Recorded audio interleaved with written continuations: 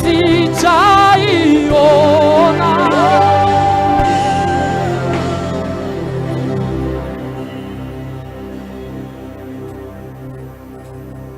Amen. Que Dieu vous bénisse.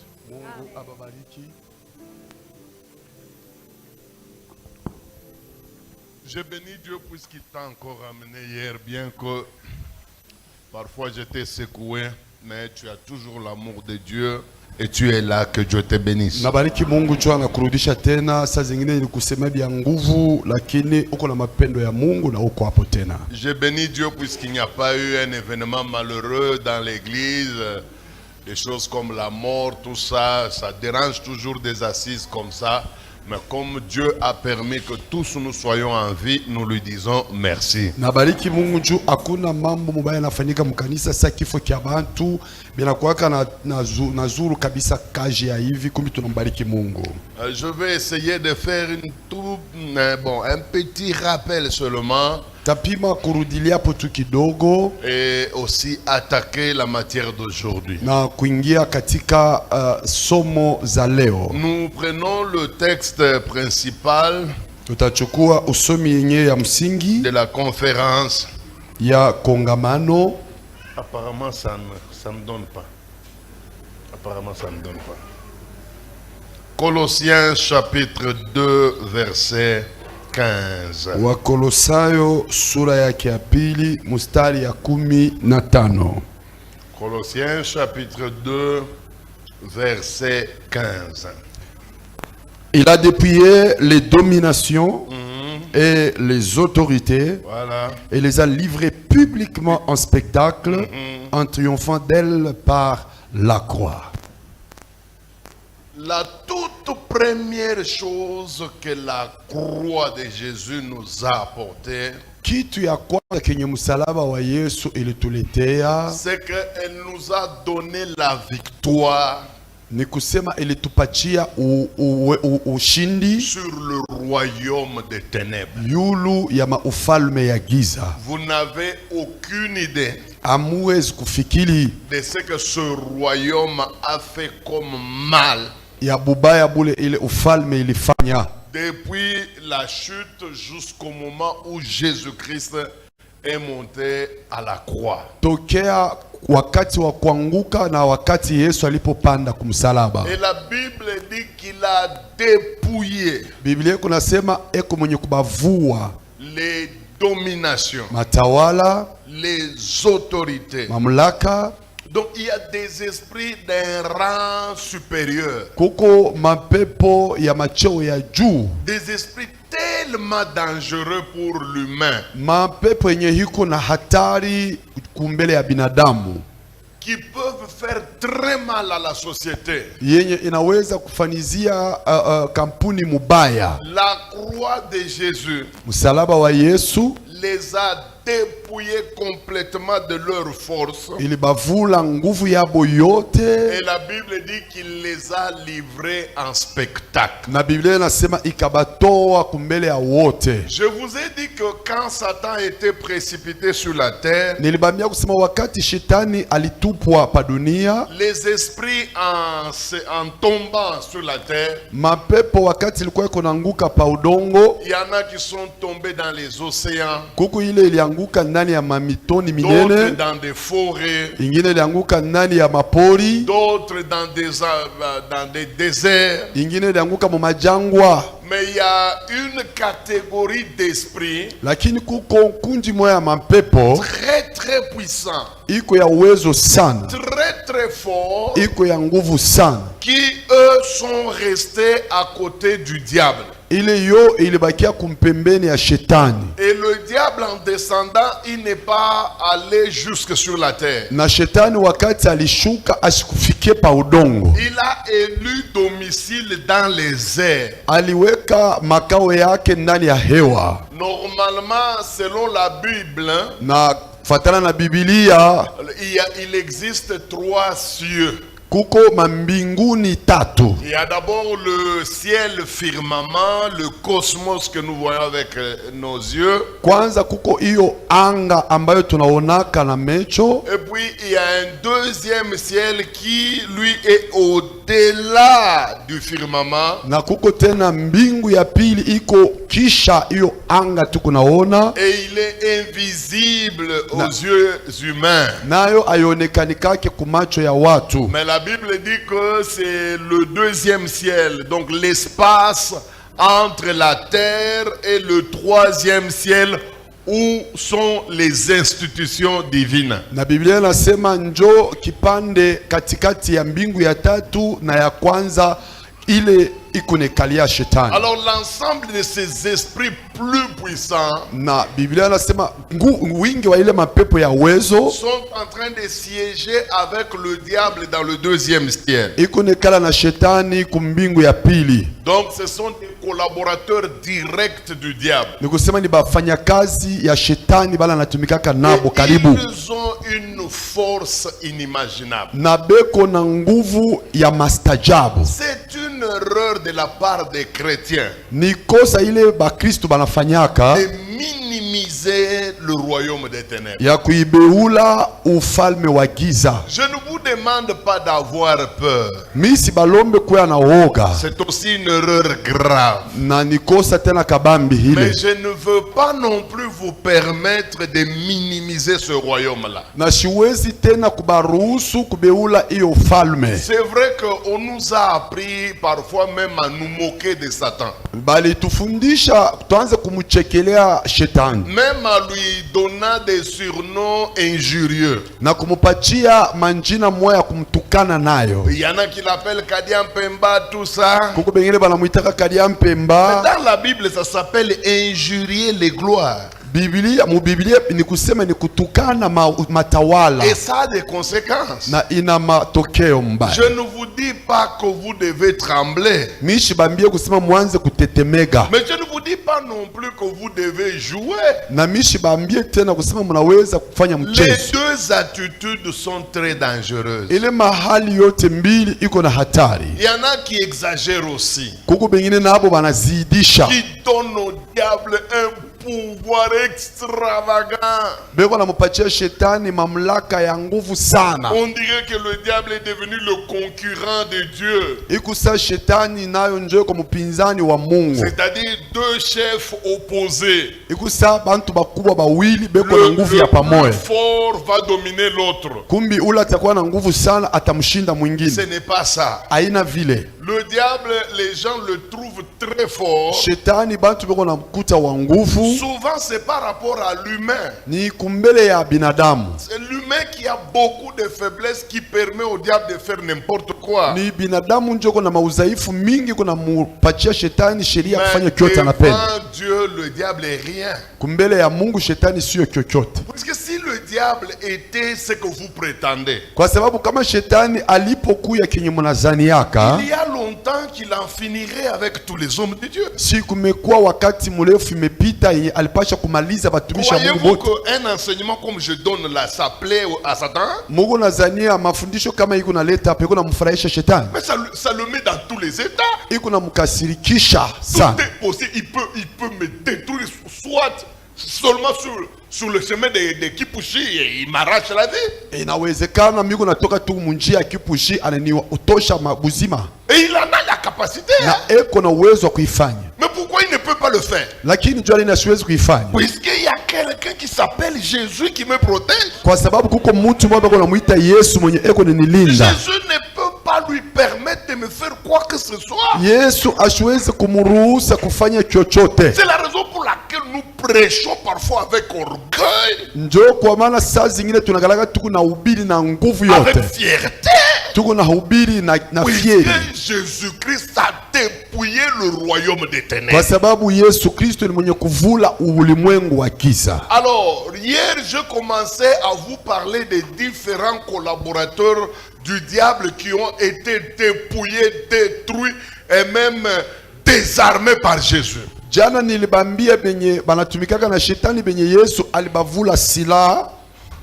Je vous ai dit que les premiers collaborateurs Nilibambia sema batumishi bake ba kwanza est très puissant en pouvoir. na bale beko na mamlaka ya nguvu sana. C'est la catégorie d'esprit mauvais qu'on appelle les Ni princes. kunji ya hii mapepo mchafu banaita sema mafalme. Ils sont les premiers. Tout juste après Satan, c'est eux. Bonjo banamfuatia shetani kisha tu yeye ni bao. Ne vous en faites pas, dans le royaume de Satan, la hiérarchisation est très respectée. Musiwe na wasiwasi ndani ya ufalme wa shetani, kupanga bintu kuanzia kukichwa paka na chini banaheshimu Il y sana. a des esprits très puissants. Kuko mapepo mchafu ya uwezo sana, Il y a des esprits puissants. kuko mapepo hinye iko na uwezo, Il y a des esprits moyennement puissants. kuko mapepo ingine kuna uwezo kidogo, lakini Tous les esprits n'ont pas la même puissance. mapepo yote aina na uwezo ya pamoja. C'est pourquoi vous avez entendu Jésus-Christ dire. Ndio kwa maana mulimusikia Yesu Kristo ako nasema Il hivi, dit lorsque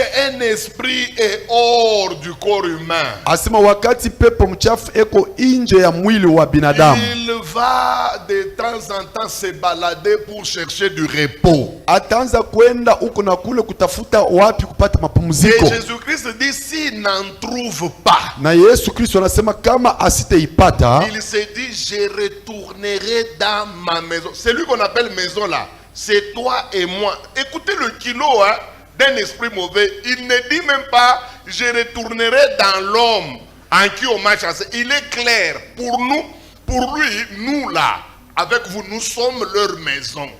asema mimi tarudia mu nyumba yangu. Shimuko nashikia odari yenye iko na hii mapepo mchafu. Hapana hata kurudia ndani ya mtu. Ile beko naita nyumba njoo uwe na mie. Et puis la Bible dit que quand il arrive, Na Biblia inasema wakati atakapofika il trouve la maison balayée, anakuta nyumba yenye kufuakia, ornée. yenye kupamba. Mais le seul problème, c'est qu'elle n'est pas occupée. Mambo tu mubaya ni kama hakuna mtu kwenye kalamu Quand ndani. nous disons à certaines personnes que quand vous êtes orné, vous êtes purifié, ce n'est pas suffisant.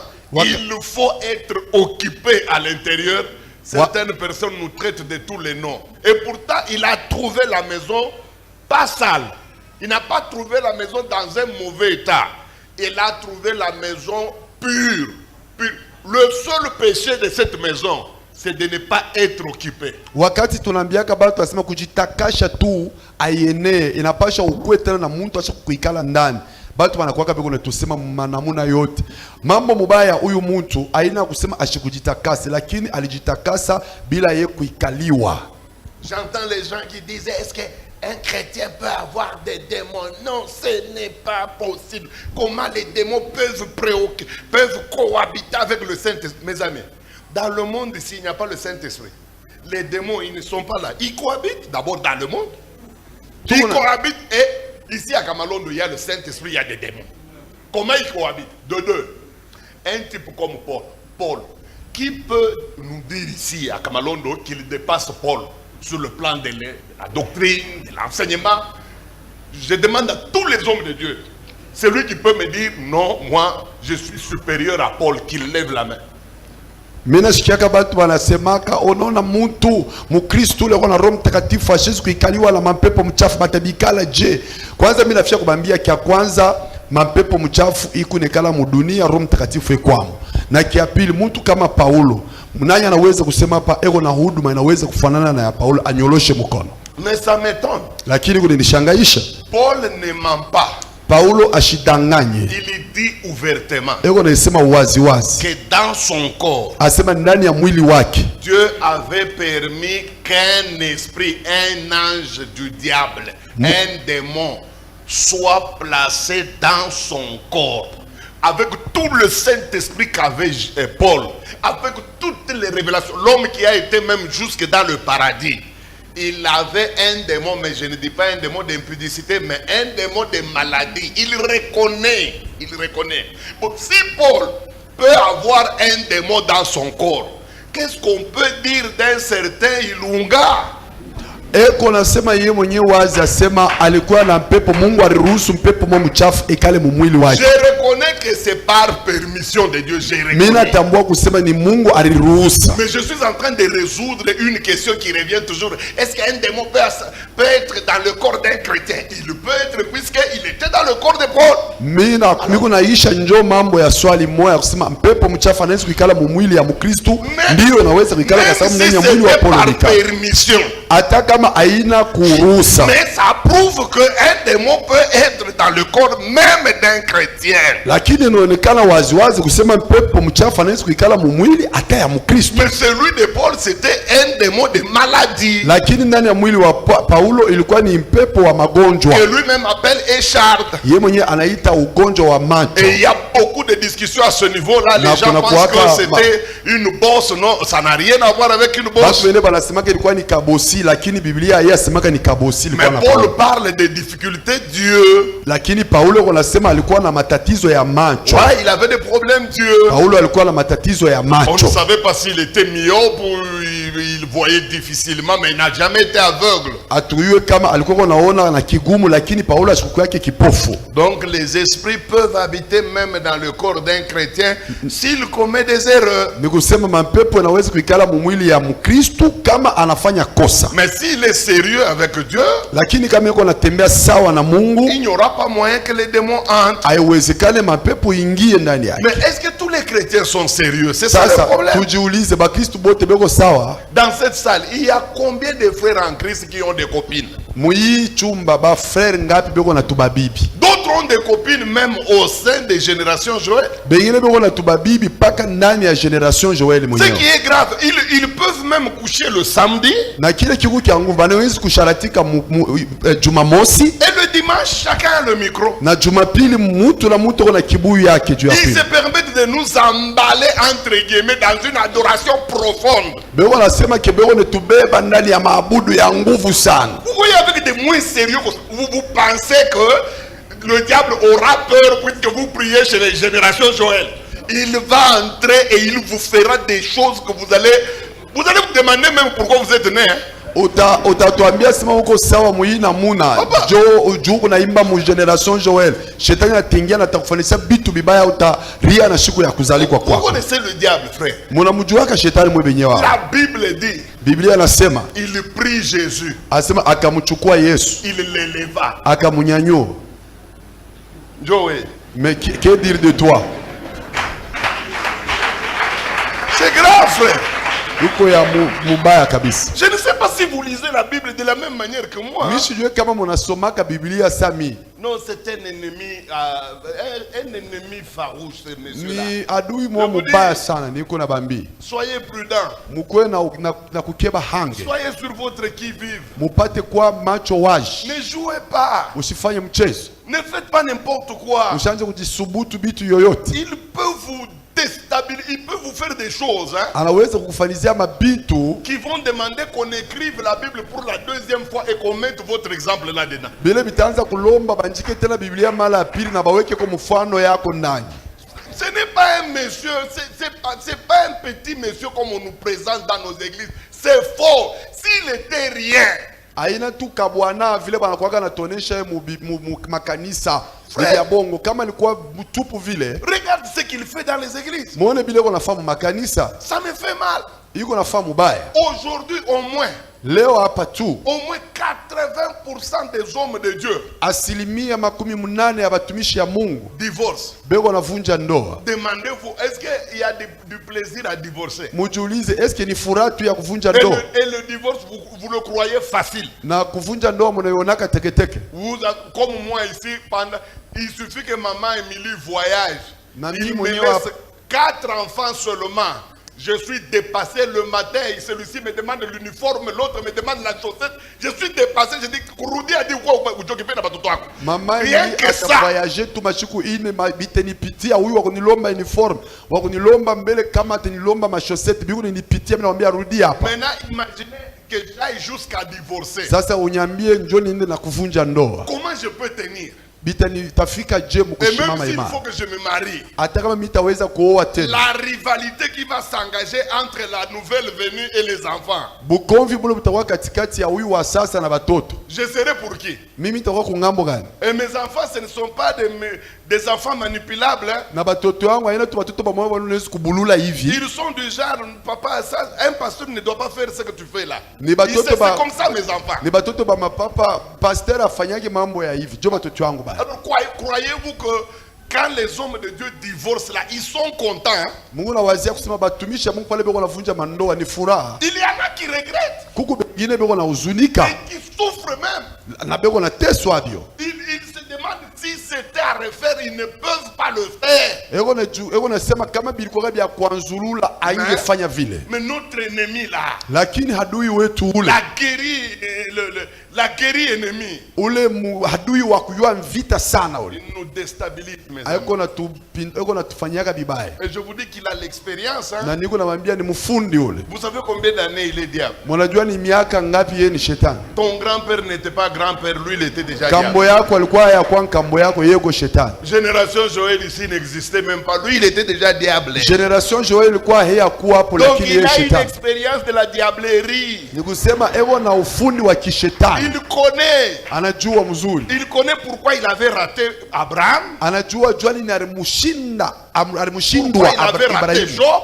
Je alimushindwa Il ne Yehu. peut pas se permettre les mêmes erreurs devant Esdras. Ashwezi kukotola muile na muna kumbele ya Il ne Ezra. peut pas se permettre les mêmes erreurs devant le pasteur Gervais. Ashwezi kukasubutu ile makosa kumbele ya mchungaji Gervais. Il est expérimenté mes amis. Il sait comment détruire une église. Ni Il sait. mfundi anajua je kuwezi kuharibu kanisa ya watu. Imaginez-vous quelqu'un comme lui là. Muone kwa mtu kama yeye ule. Il pousse David à des bêtises graves et sa maison se meurt presque. Anamsukuma Daudi kufanya makosa ya bupumbavu na nyumba yake inaanguka. Il prend quelqu'un comme Salomon. Anamchukua mtu kama Sulemani. Le seul homme qui a prié dans le sommeil. Mtu moya ule aliomba mundoto. Et qui a fait une alliance avec Dieu dans le sommeil. Na ule mwenye alifanya hagano na Mungu katika ndoto. Laquelle alliance a eu des effets jusqu'à aujourd'hui. Ile agano ilikuwa na matokeo yake tipaka na leo. Mais le diable prend un tel homme. Lakini shetani anachukua mtu wa vile. Il le descend bas, trop bas. Anamshusha chini sana. Il le pousse à coucher avec les femmes étrangères. Anamsukuma kusharatika la babibi ya Et kigeni. puis, Kisha il kibaya l'amène dans l'idolâtrie. anamungisha katika kuabudu kwa Et puis sanamu. la Bible est claire. Na Biblia iko wazi pale. Salomon c'est le seul serviteur de l'Ancien Testament. Sulemani njo mtumishi moya wa hagano Dont za kale. la Bible dit, à propos de qui la Bible dit manifestement et ouvertement qu'il est mort dans l'idolâtrie. Ule Biblia inasema wazi wazi kusema anakufa katika kuabudu kwa sanamu. Il ne s'est jamais repenti. Asikutubwaki. Je ne connais pas son sort. Mimi sijue matokeo yake. C'est pourquoi vous verrez dans toute la Bible, Dieu ne s'appelle jamais Dieu de Salomon. Njo pale utashikia mu Jamais. Biblia yote mzee Mungu asijitage Mungu wa Mais Sulemani il a hapana. vécu de grandes expériences avec Dieu. Lakini alifanya mambo mingi na Mungu.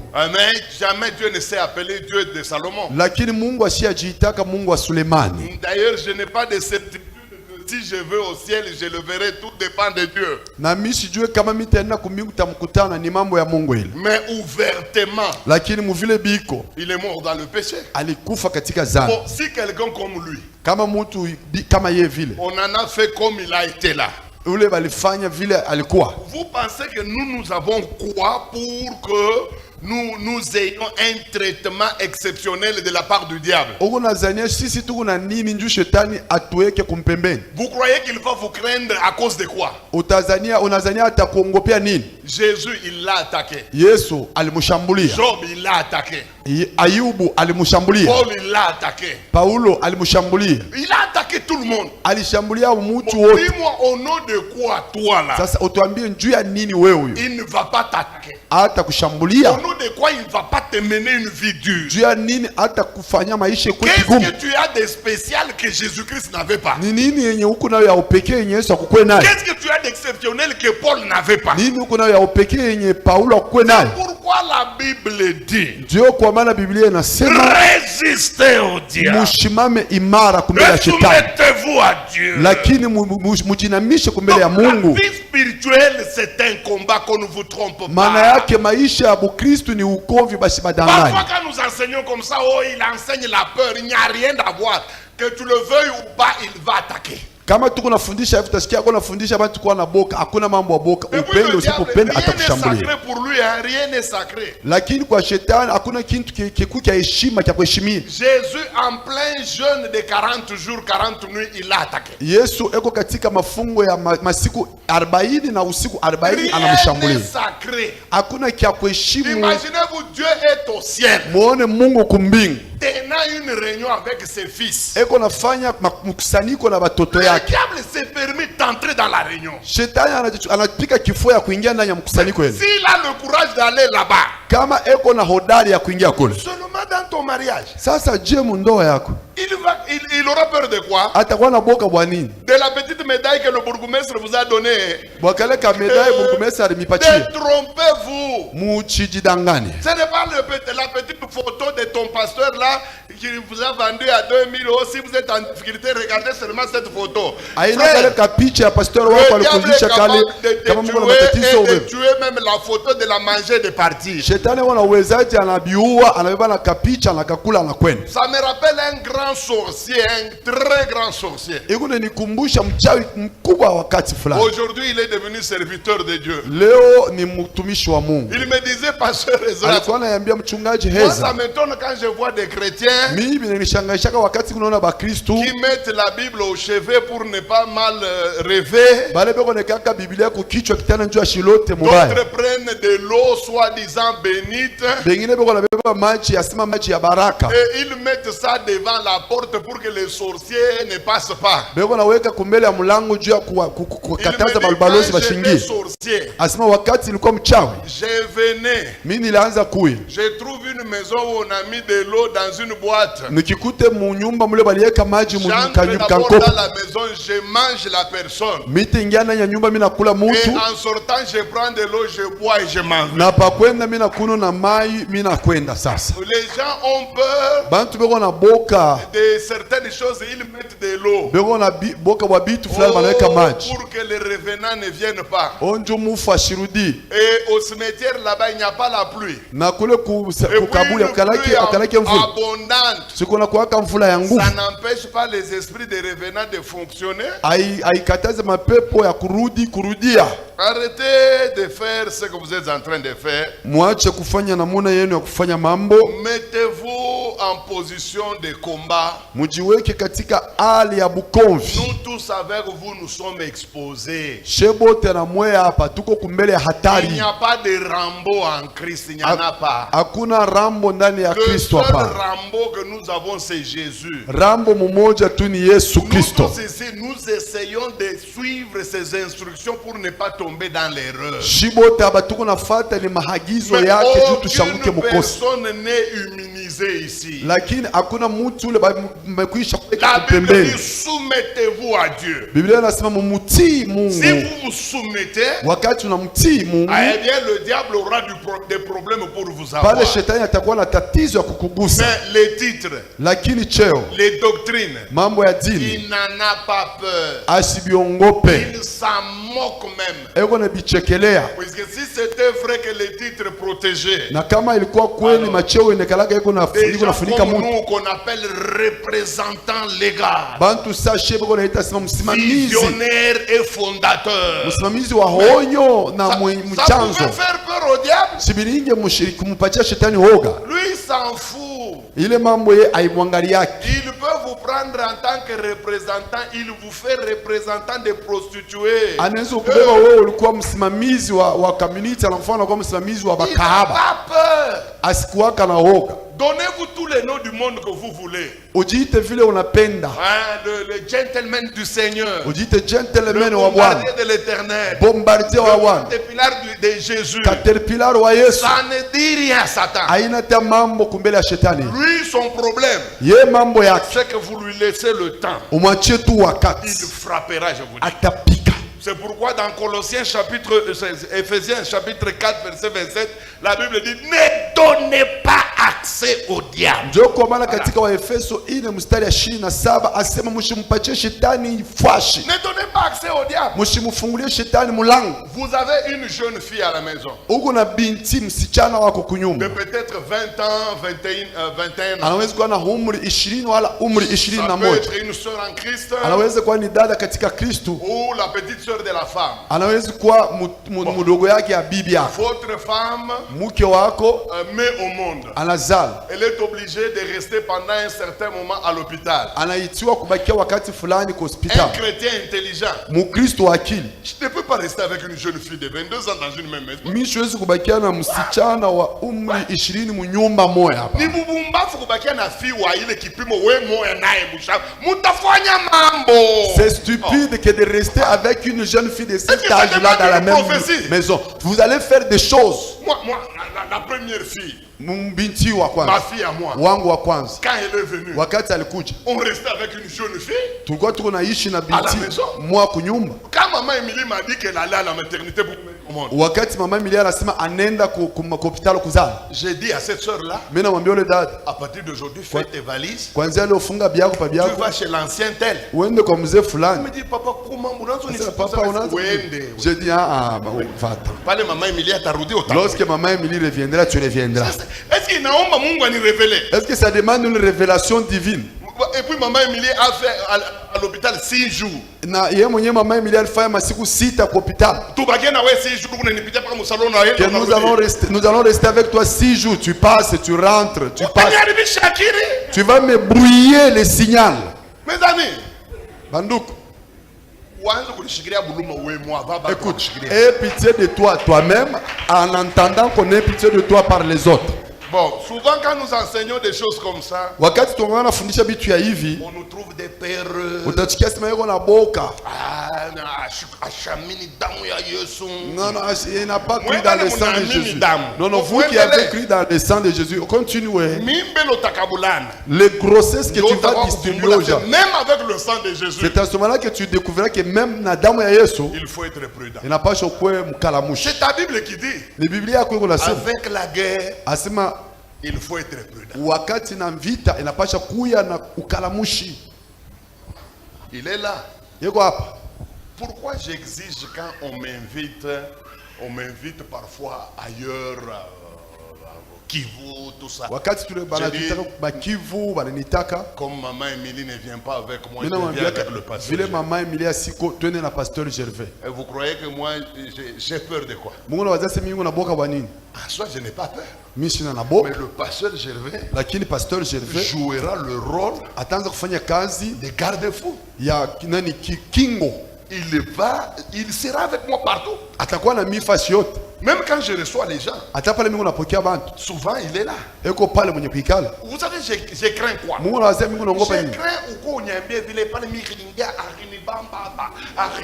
je n'aime pas ça. Alors pour que tout suffit que vous les... Alors comme c'est ça le cas, je vais assez toi. Alors voyons comment elle va nous faire tomber tous les deux au même moment. Ce n'est pas... Les gens appellent ça les lois. Il est en train... Il vit selon la loi. C'est de la prudence tout simplement. Demandez à ceux-là qui ont ignoré ça. Ils ont fini très mal.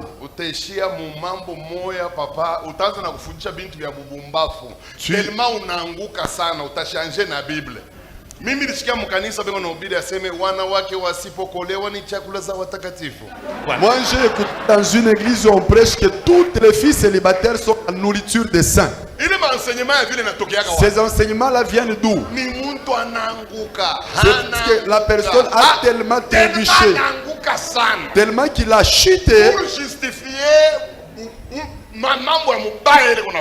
Pour justifier les bêtises qu'il commet, il crée une doctrine. Les femmes célibataires sont la nourriture des saints. Maintenant, demandez-vous, est-ce que les apôtres avaient mangé la même nourriture? Sasa mujiulize ba mitume balikulaka ye chakula moja moja ye. Est-ce que notre Seigneur Jésus, le très précieux Seigneur Jésus-Christ de Nazareth, avait-elle mangé une telle nourriture? Eti Bwana wetu mrembo Yesu wa Nazareti alikulaka ile chakula ya vile? Mes amis, battons-nous Bapeno tujipike pike et Dieu va nous aider. na Mungu atatusaidia. Maintenant, écoutez, Sasa msikii. les princes, il y a Mafalme beaucoup de choses à dire kuko là-dessus. bitu ya mingi ya kufundisha Mais pale, nous devons gagner le temps pour donner une nouvelle matière. lakini tunapenda kukomboa muda juu ya kuleta somo Parmi zingine. les grands esprits Katika mapepo mkuu que la croix de Jésus-Christ avait détruit, bale msalaba wa Yesu Kristo ilivunja que Jésus-Christ avait dépouillé totalement, na benye Yesu Kristo alivula sana et il a livré en spectacle, na benye alitoa kumbele ya ulimwengu. il y a une catégorie de grands esprits que beaucoup de chrétiens ne connaissent pas. Kuko kundi moya ya mapepo mkuu, lakini bakristu mingi abajuwaki. La plupart des gens Batu mingi pensent que les grands collaborateurs de Satan banazaniaka sima batumishi ya shetani bakaribu naye se trouvent dans Ephésiens chapitre 6 verset 12. banakuwaka paka mwa Efeso 6 mstari ya 12. D'ailleurs, pour rappel que le pasteur Gervais essaye de nous lire d'abord. Lakini njuu ya ukumbusho Pastor Gervais atusomee kwanza. Et beaucoup de gens pensent qu'il n'y a que ces esprits-là. Na batu mingi banazaniaka sima kuko paka ile mapepo. Qu'on les découvre d'abord. Car nous n'avons pas à lutter contre la chair et le sang, mais contre les dominations, Contre les dominations. contre les autorités, Contre les autorités. contre les princes de ce monde Les des ténèbres, princes de ce monde des ténèbres. contre les esprits méchants dans les lieux Les célestes. esprits méchants dans les lieux célestes. C'est pourquoi Uh-huh. prenez toutes les armes de Voilà. Dieu. Ça, c'est ce que tous les chrétiens connaissent. Et Et j'ai entendu même quelqu'un, et même moi je l'avais enseigné.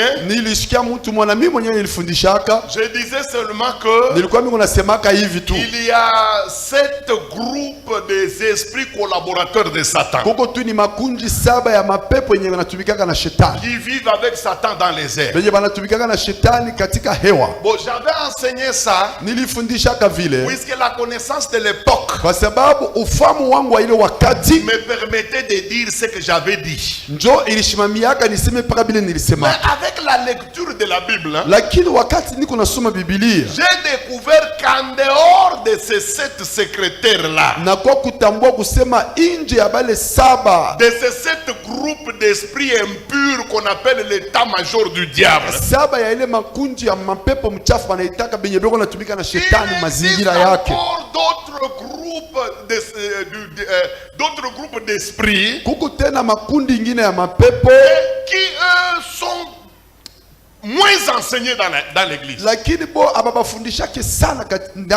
d'ailleurs, beaucoup de gens n'imaginent même pas que cette catégorie d'esprit existe. Même moi, avant de le découvrir par la lecture, je ne pouvais pas m'imaginer qu'en dehors des princes, en dehors des dominations, des autorités, des esprits méchants dans les lieux célestes, il y avait d'autres catégories d'esprits encore invisibles qui vivent aussi dans le deuxième ciel et qui avaient aussi été dépouillés par Jésus. Ce soir, je voudrais prendre un groupe de ces esprits inconnus. Inconnus pour la plupart des chrétiens. Mais rassurez-vous, même s'ils sont de moins en moins connus dans l'église, ils restent très dangereux. Et ils ont une capacité de destruction terrible. Quels sont ces esprits? Ces esprits, nous les retrouvons dans Colossiens chapitre 1 verset 15 à 16, mais c'est au 16 où il y a notre problème. Mstari ya 15 mpaka 16, lakini ni ku 16 kuko jambo letu. Y a-t-il quelqu'un qui a trouvé? S'il y en a qui le lisent à haute voix. Colossiens 1, 15 à 16. Colossiens chapitre 1, 15 à 16, nous lisons au nom de Jésus. Amen. Mais essaie d'hausser encore le ton. Il est l'image de Dieu invisible, le premier-né de toute la création. Car en lui, continue. Car en lui, il y a quoi? Il est l'image du Dieu invisible, le premier-né de toute la création. Car en lui, c'est pourquoi moi je demande aux gens d'avoir la Bible en papier. C'est ça les inconvénients des Bibles électroniques. Et puis ce sont des Bibles qui ont subi beaucoup de modifications. Parfois c'est Apple, une société de païens qui traduit, qui met. Ça ne répond même pas à l'original. Savez-vous qu'il y a certaines Bibles électroniques où on a retiré le mot homosexualité? Et savez-vous que dans peut-être 20 ans, la Bible en papier va disparaître? On va nous proposer des Bibles qui n'ont rien à voir avec l'original. C'est pourquoi moi j'ai des Bibles. J'ai presque, je n'ai pas tout, mais les grandes versions que vous connaissez là. Français courant. Tob. Comment encore?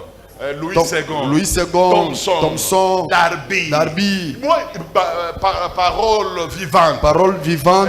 Semeur. J'ai tout. Puisque je sais que la Bible électronique ici, elle va détruire l'église. Si vous ne me croyez pas, on continue à vous comporter comme vous vous êtes comporté. Vous allez voir, vous serez bloqué comme le frère a été bloqué. Allons-y. Car en lui ont été créées toutes les choses qui sont dans les cieux et sur la terre. Ont été créées quoi? Toutes les choses qui sont dans les cieux et sur la terre. Et puis les visibles et les invisibles. Vous savez pourquoi la plupart des gens ne croient pas dans les enseignements parfois des princes? C'est tout simplement puisque c'est invisible. Mais comme les gens ont besoin de voir pour croire, quand nous leur disons que le diable a l'habitude de placer des princes à la tête des nations, à la tête des quartiers, ils ne croient pas. Puisque c'est invisible. Or, que dit la Bible? C'est l'invisible qui demeure éternellement. Toutes les choses visibles vont disparaître. Ne croyez pas que ce que vous voyez ici à Kamalondo avec vos simples yeux, c'est ça. C'est tout ce qui existe. Non. La Bible dit que dans le ciel ici, et même sur la terre, il y a des choses invisibles qu'on ne sait pas voir avec des yeux. Même si on ne le voit pas avec les yeux, ces choses existent. Et puis elles influencent la terre à un niveau incommensurable. Maintenant, Dieu va nous montrer certaines choses invisibles que nous ne connaissons pas. Il a créé, en lui ont été créées les choses visibles et invisibles. Trône. Quelles sont les choses invisibles qui trône. Trône. Et puis dignité. Dignité. Ça, ce n'est pas Ephésiens 6, 12. Hii aina wa Efeso 6. Ça, c'est une autre catégorie d'esprit. Hii ni makundi ingine ya mapepo. Des esprits puissants Mapepo ya uwezo. dans le ciel. Iko mbingu. Mais qui sont invisibles, on ne les voit pas avec les yeux. Lakini isionekana na On macho nous parle bayonaki. de la première catégorie, c'est quoi? Banatuambia sema ni matrone. Trône. Mahenzi. Ah, trône. Mahenzi. En Kiluba, c'est Kipona. Anasema Amen. kipona, kichi. Ah, Kichi, qui a enzi Mswahili.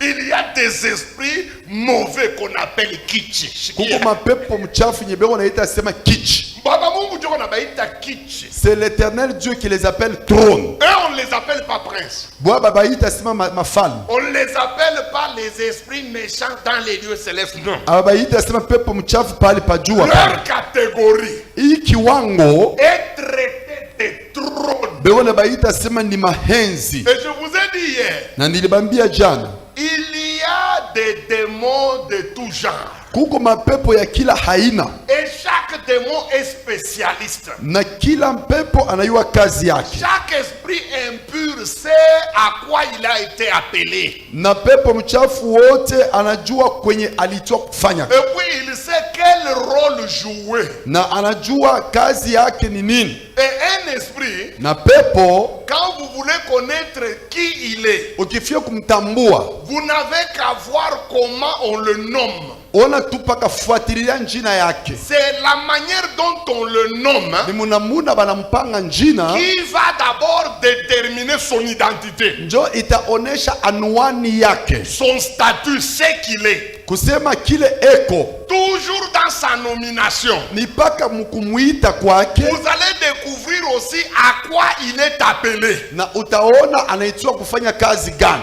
La deuxième catégorie d'esprit que nous voulons étudier aujourd'hui, Kiwango ya pili ya mapepo nye tunapenda tujifunze ce leo sont les esprits impurs qu'on appelle trône. ni mapepo mchafu nye banaita kiti ya enzi. Ebonga. Asema kiti. Ah, voilà. Imaginez-vous un esprit qu'on appelle Kitsch. Muone pepo mchafu bako naita asema kiti. Ou en d'autres termes, en d'autres français, fauteuil. Wala mkusema kingine ya kimombo asema kiti ya kuikalia. Voilà un canapé. Canapé. Imaginez-vous un esprit qu'on appelle comme ça. Muone ko pepo mchafu bako namuita vile. D'abord, quand on a un joueur qui joue très bien, Kama tunakuwa na mpira mwenye eko napika mzuri, un joueur qui est fort, mwenye eko nguvu kabisa. surtout à l'époque des léopards de 1968 et les léopards de 1974.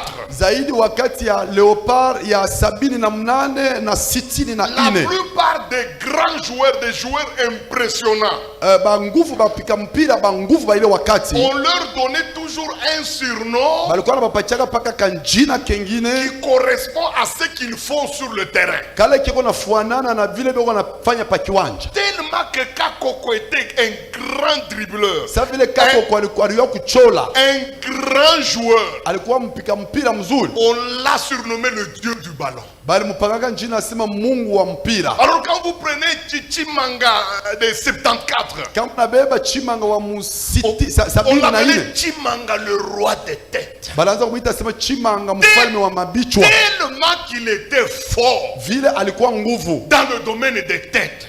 kupika kibunu. Je connais même quelqu'un Na yua mwingine qui, pour le citer, ule njuu ya kumuita on était obligé de l'appeler Katumba défenseur. Et pourtant, il y avait des défenseurs dans chaque équipe. Mais pourquoi Katumba, lui, a pris le surnom? Et ce n'est pas lui qui s'est donné ce surnom. Ce sont les humains. Tellement qu'il était fort. Quand il est au numéro 5 de Mazembe, tu ne passeras pas. C'est pourquoi quand il faut le citer, on l'appelait toujours Katumba défenseur. Comme s'il était le seul défenseur. C'est puisqu'il a marqué son époque. Kuko mwingine pa kumuita bwana mwita sema Katumba wa kufunga. Aina kusema kukwe bengine ba kufunga kumkongo. Ni njuu ye wakati eko nafunga Musange ku Mazembe hakuna namuna kupita. Vous voyez? Donc, on donne même un surnom Beko napatia na njina ya pili à un grand joueur qui se distingue. kwa mpika mpira mwenye ule kona jifanya tofauti. Et le surnom correspond à ce qu'il fait sur le terrain. Na ile njina beko na mupanga iko nafuanana na vile kona kutumika pa kiwanja. Quand il s'agit de mana, Kama ni mambo ya mana, ah non, kumbe umiwe mana alikuwa ni Leopard wa 68. Yo, yo, shikila wa 78. On l'appelait mana ventilateur. balikuwa na mana ventilateur. Ashukwe na concurrent. Il n'avait pas de Mbappé concurrent. ni boule. Mbappé c'est rien. Imaginez-vous mtu mwenye ta ventilateur. Ça signifie Imaginez-vous quoi? quelqu'un qu'on appelle ventilateur. Ashkwanza kuchoka. Il ne se fatiguait pas. Et on a bamba milieu yemoya. Il était en train de contrôler les milieux de terrain lui seul. Les gens ont dit non, celui-ci, il est un ventilateur. Ça, ce sont les humains. C'est la même méthode chez Dieu. Les esprits, si vous voulez connaître ce qu'ils sont et ce qu'ils font, intéressez-vous à la manière dont Dieu les dénomme. Par exemple, quand Jésus-Christ a rencontré une personne qui était possédée par un esprit, il ne lui faisait pas parler. Donc, l'esprit était responsable du blocage des cordes vocales. Maintenant, quand Jésus-Christ a regardé, il a dit ceci: c'est un esprit muet. Pourquoi Jésus-Christ a appelé cet esprit muet? Puisque c'est lui qui a rendu la personne muette. À un autre endroit, Jésus-Christ a rencontré une personne qui n'entendait pas, dont l'ouïe était foutu. La Bible dit qu'il chassa l'esprit sourd. On appelle l'esprit qui a brouillé l'ouïe de ce garçon, on l'appelle sourd. Donc aussi les démons qu'on appelle le trône, rien que leur appellation vous montre déjà à quoi vous avez affaire. Ce n'est pas pour rien que Dieu l'appelle trône. D'abord, ça montre déjà qu'il est spécialiste de tout ce qui concerne le trône, le siège, le fait d'être assis.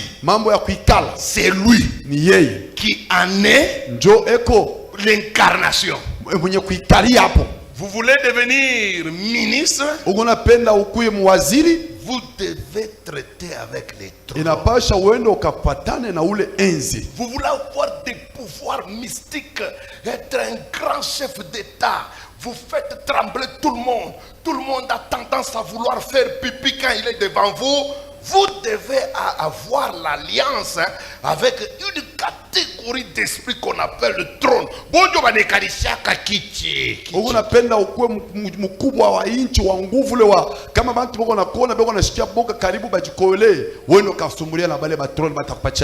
vous êtes un internaute,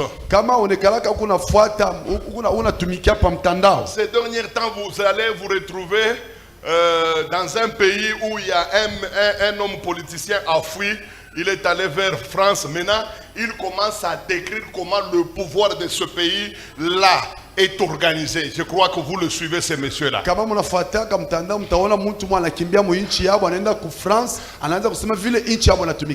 je n'invente rien. Je ne fais que répéter ce que cet homme est en train de dire sur l'internet. Écoutez ce qu'il a dit.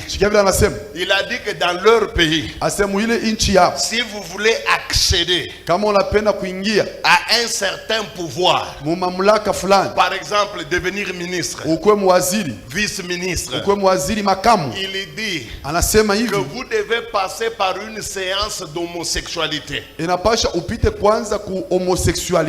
il y a tout un groupe plutôt, je m'excuse, tout un groupe d'individus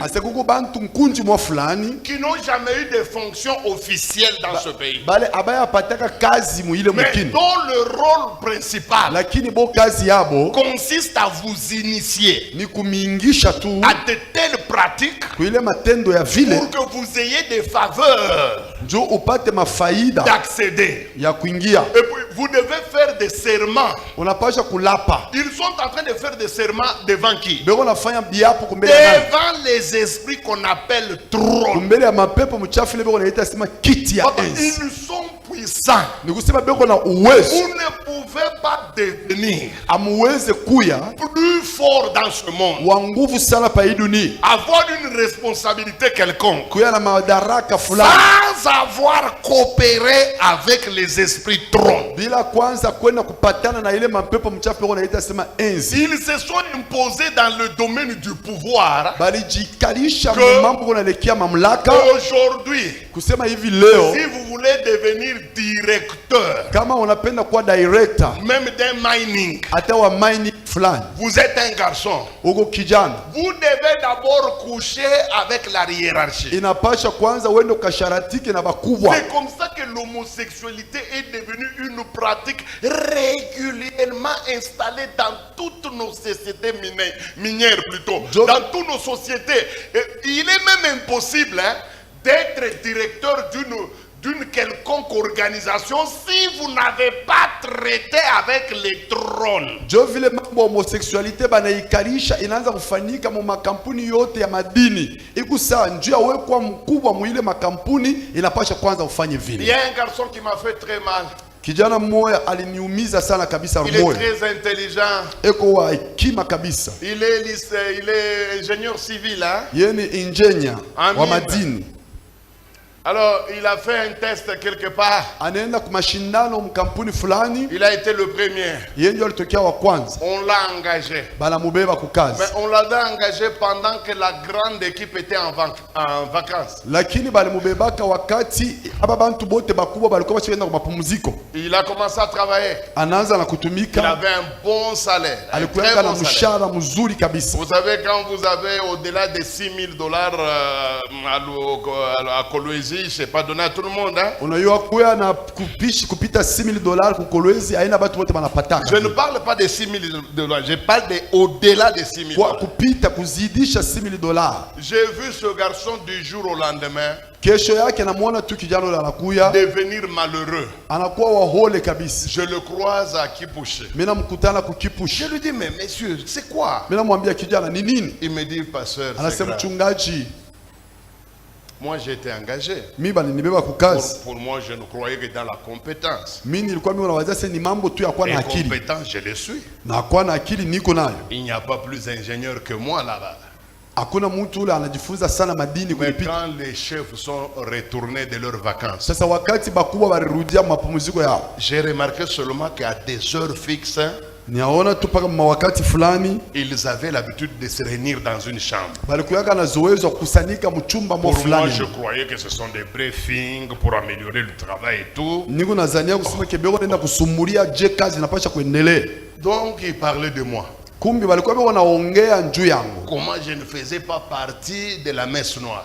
Jua nini mimi sikukue katika ile mkusanyiko yabo ya Ah, c'est comme kimweushi ça ya wofu. qu'ils vont déléguer l'un d'eux. Njoo pale wanatuma mmoja wao. Et l'un d'eux va me dire, Mmoja wao kanyambia, mon ami ici, sema kijana hapa, si vous voulez rester directeur, kama unapenda kubakia et si director, vous voulez avoir les faveurs kama unapenda kuona promotionnelles mafadhili, à tout moment, mafadhili ya kupandaka eh bien, vous kupandaka, devez faire une cérémonie. wanapasha na wao kufanya desturi. Alors il demande quelle cérémonie? Ndio anasema ni Il desturi dit ya c'est je. simple, Asa iko rahisi. enlève les habits. Vua mangua, Il dit que j'enlève les habits asa ni toa mangua. pour faire quoi? Ndio kufanya nini? Il dit on va te tester. Asa tutakupima, Tu vas nous donner ton derrière utatupatia nyuma yako et on va pratiquer la sodomie. na tutafanya sodomi. Lui qui est chrétien, hein, Yeye Mkristo, profondément chrétien. vile alikuwa Mkristo sana. Il dit mais comment je peux faire une chose si abominable? Anasema je, mimi naweza kufanya vitu ya hivi. Ah, le monsieur lui dit abomination, tu prononces ça devant moi? Asema Je ne me connais pas. asema wewe unasema Oh, vile. ça va, tu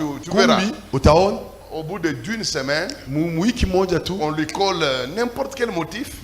banamuzalia mambo dehors, banamutupa nje, sans indemnité. hakuna mambo ya kumulipa. On a dit celui-ci peut pas. Banase huyu hawezi hapa, Alors il comprend. anakuwa kuelewa, Il se dit, anasema ha, il y a un de ses amis kuko rafiki yake qui moja avait raté tous ses examens. ule Il n'était pas alikosaka retenu. mashindano yote, Mais un jour cet ami lui a dit lakini siku moja ule que rafiki la anamwambia, même personne qui l'a mise dehors là asa ule mtu mwe alimutupa lui nje, avait donné un rendez-vous alimpatiaka mapatano dans un restaurant quelque mu part. restaurant mwa fulani, Après, kisha ile il a été pris au travail. banambeba kukazi, Et puis, na kisha on l'a mis au-dessus de lui. banamweka yulu yake C'est ule là qu'il a compris que ndio anakuwa kuelewa kusema son ami avait coopéré avec les trônes. kusema rafiki yake alipatana na Le maenzi. premier rôle des trônes, Kazi ya kwanza ya hii maenzi c'est ni de négocier avec les humains pour les faire accéder à n'importe quel trône terrestre. ni kupatana na babinadamu njuku bapachia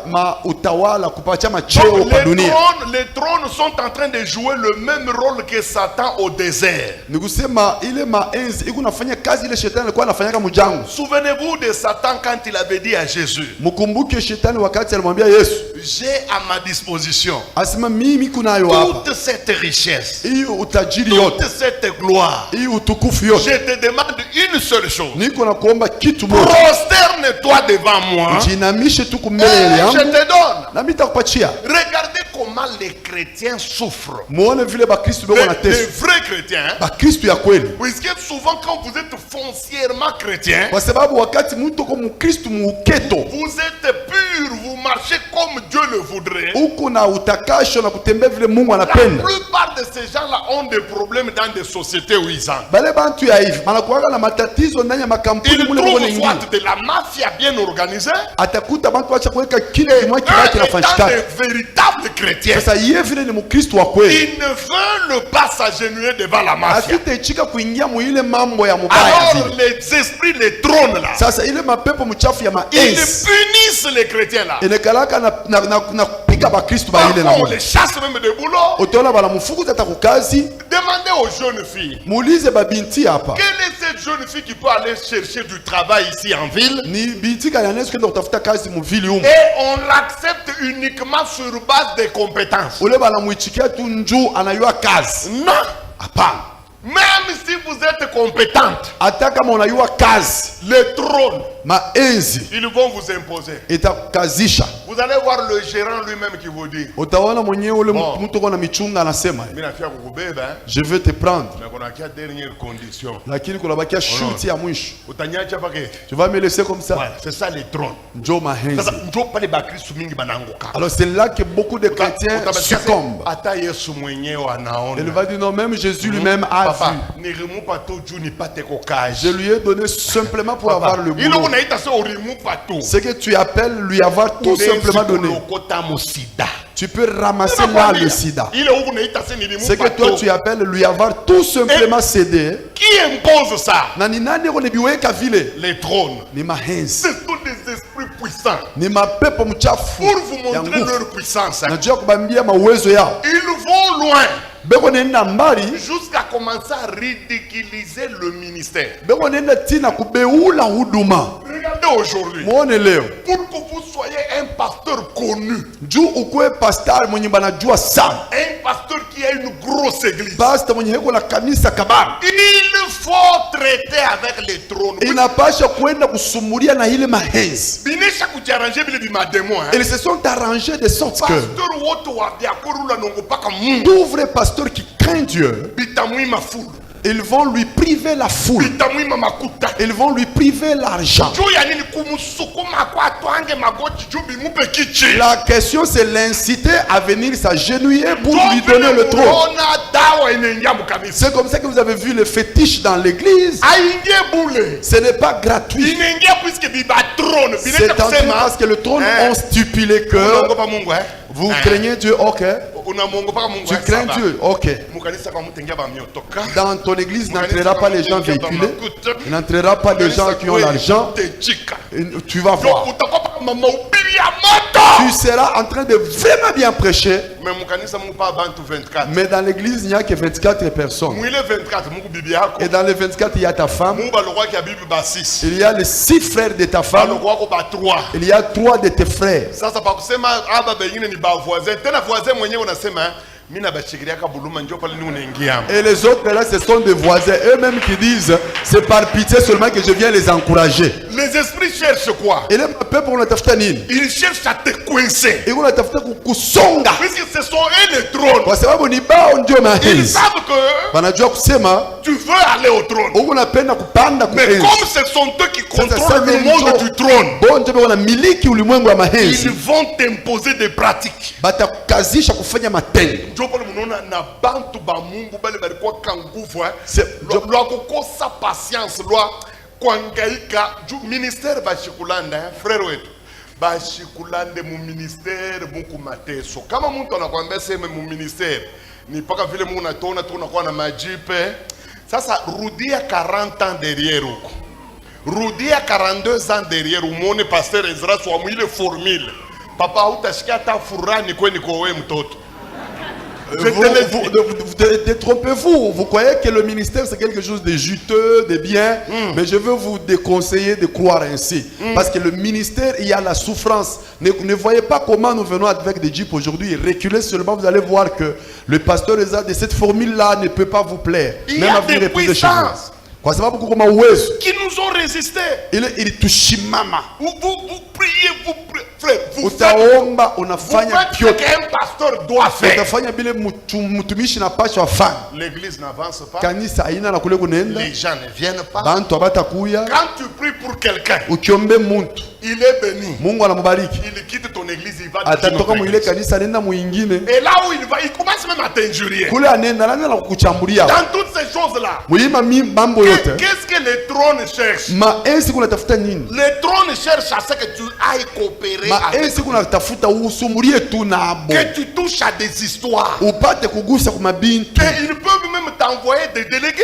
Banaweza kukutumia hata la batu wako kuingisha. Ils peuvent t'envoyer des délégués. Batakutumia bantu wako kukulomba Il y kuingia. a un jeune garçon de Lubumbashi Kuko kijana mwanaume hapa kwa Lubumbashi. qui est venu à Kipushi puisqu'il m'a fait confiance. Ule alikuwa Kipushinju alinitumainia. Il me dit, Papa Ezras, Anasema Pastor Ezras, aidez-moi. unisaidie. Je suis troublé. Mie binenipitia. Je lui dis, tu es troublé de quoi? Na se nini nakupitia? Il me cite les noms des pasteurs. Ananitaia manjina ya bachungaji. Mais si je commets l'erreur de les citer, Kama mimi nakosa hapa ni kubataya. d'abord, nous allons nous retrouver au parquet. Hapa leo tutaenda kesho tutakutana la mkia kupige ya pili. Vous-même qui me suivez, Mweyaba. vous serez scandalisés. Itampatisha aya sana. C'est le genre de Mutashanga. pasteurs adulés à travers la ville. Ninjuni bachungaji bale banakaka beko na tapa sana mu Ce Lubumbashi. sont des pasteurs qui ont des foules. Ni dans la bapasta benye beko na maumate ya mingi. ville. Imaginez-vous, ils sont venus au bureau de ce garçon. Muone banakuwa ku ofisi ya ule kijana. Écoutez ce qu'ils lui ont dit. Sikia vile banamwambia.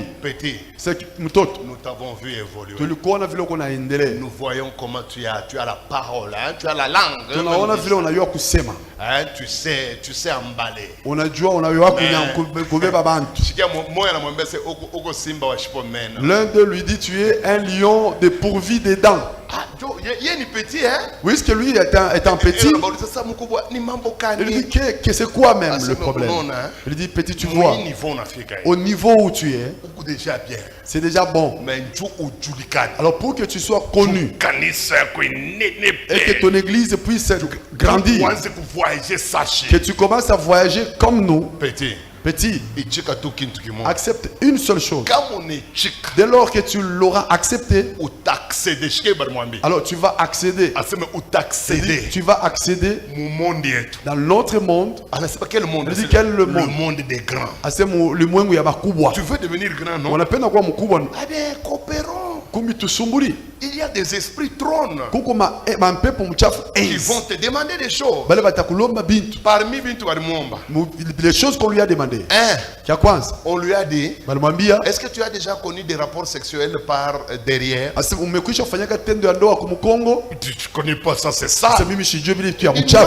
voilà, Asema voilà, hapana, voilà un bleu. Sunaona mtu ule kwa ngaliki mjinga. Il suffit que tu enlèves les habits ici au bureau. Ni mambo tu ya kutoa manguo hapa kwa ofisi. Nous tous les trois, nous passons sur toi. Si hapa batatu tunapita Et yulu puis yako. ils ouvrent la mallette. Kisha banafungula sakoshi. Des dollars.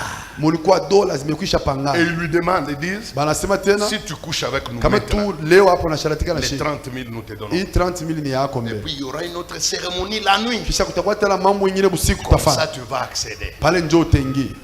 Il a été sage. Hein? Kiano yule alikuwa na akili. Il leur a dit, Anabambia j'accepte, mimi nichika mais donnez-moi le temps. lakini mniachie Ils wakati lui ont dit, wazi. combien de jours? Asa tupatie mashiku ngapi? Il dit 3 jours. Asa mlipatie mashiku 3. Ils sont sortis. Banaenda, Lui, il a pris le véhicule. yeye anachukua gari, Il est descendu à Kipushi. anashuka kukipushi. Quand il m'a cité le nom Wakati anitayama njini de ces ya gens-là, bale bantu, c'est ce que vous appelez élévation. njoo bale mwe mnaitaka se bantu benye kuisha kunyanyuliwa. Vous tous ici, vous courez derrière eux Mwe bota mnegala hapa kumukongo yao. pour qu'ils vous imposent les mains. Njoo bamie mikono. Mais qui pouvait imaginer Sasa ni nani yule alinge que wazia ces gens-là kusema bale bantu sont en alliance beko ndani ya hagano avec des esprits na mapepo mchafu qu'on appelle yenye trônes. banaita enzi, Et ce sont ces trônes-là na ni ile maenzi qui les ont élevés yenye ilibanyanyua et qui les ont placés au trône où ils na sont. ilibaweka kuma enzi kule beko. J'ai expliqué à ce monsieur, ce Nilimwambia garçon, ule kijana, je lui ai dit, namwambia n'ose pas. usikasubutu hata mara moja, N'ose pas mon amour. usikapime.